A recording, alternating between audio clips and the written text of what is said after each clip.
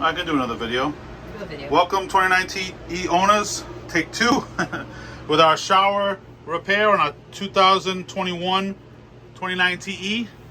Just in case anybody's wondering, yes, there is a lip behind this panel, but it stops about 3 inches in, letting the water come out and around and pool all the way down to the floor, ruining the frame, ruining the door. All right, same thing on this side behind the toilet. There's not even any glue to hold this in place. The only thing that's holding these panels in place are the screws around it. This whole edge, you can see the watermark from the water going in there. We have 3 kids, plus me and my wife. That's 5 showers in a day. This thing leaks all over the floor. We finally had enough. We're gonna caulk it today. I took the whole door off. It's probably 8 screws.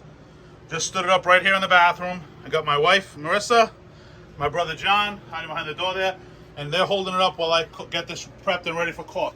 I've got all the big caulk that I've had on here already from trying to fix it quick out on the site, and we're gonna clean off the residue and put in some Flex Seal, the Flex Shot, thick rubber adhesive sealant. It's good for kitchens, blah blah blah. We'll try it out. We'll let you know how it works. Check back with you soon.